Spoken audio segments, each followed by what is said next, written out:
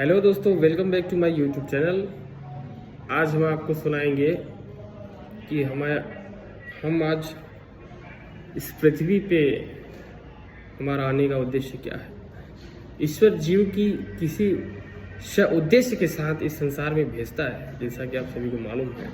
लेकिन हम वह बन जाना चाहते हैं जो बनने के लिए ही नहीं, उस लक्ष्य को प्राप्त करने की चाहत में हमें शक्ति, श्रम, ऊर्जा, सामर्थ्य, पराक्रम, समय, पुरुषार्थ सहित एक क्षमताओं का अपव्यय कर बैठते हैं।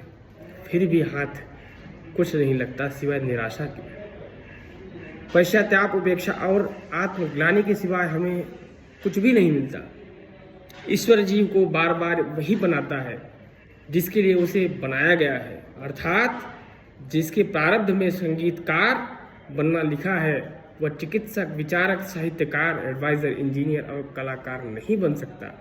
यदि भी चाहे तो कुछ दिनों के प्रायोगिक परीक्षण के बाद वह थका हारा स्वयं को सर्वथा असमर्थ मानकर फिर से संगीत में ही सुख और शांति का आश्रय तलाशेगा। अंततः वही उपलब्धियों का कारक बनेगा। यदि हम दूसरे, तीसरे व चौथे व्यवसाय, कार्य, व्यापार, पद व मंच पर सफल होने का दम्भ भरते हैं तो सहज रूप से पनपी नैसर्गिक अभिरुचि वाले क्षेत्र में उपलब्धि के शिखर को क्यों नहीं स्पर्श कर सकते। जब जब हम देव निर्धारित विधान को चुनौती देकर स्वयं को निर्देशित मार्ग की ओर बढ़ने का प्रयास करते हैं तो असफलताएं सर्पदंश की तरह सामने खड़ी रहती है। इसके विपरीत ईश्वर द्वारा सुझाए गए मार्ग पर चलने से विपरीत स्थितियां भी स्वतः अनुकूल होती जाती हैं और ऊंचे मुकाम तक पहुंचाती हैं। देव कृपा से ही असमर्थता सामर्थ्य में, क्षमता में, विपरीत अनुकूलता में और जटिलता सहजता में बदलती चली जाती है। जो हम होना चाहते हैं उस मार्ग में सफलता, सुख और आनंद की कोई गारंटी नहीं है। लेकिन जो कार्य प्रभु की अनुकंपा और निर्देश से संपन्न होते हैं, सफलता स्वतः ही उनकी आधारशिला बन जाती है। अशांति, परेशानियां तब शुरू हो जाती है जब मनुष्य के जीवन में सत्संग नहीं होता है। मनुष्य जीवन का जीता चला जा रहा, लेकिन मनुष्य इस बारे में नहीं सोचता कि जीव को कैसे जीना चाहिए।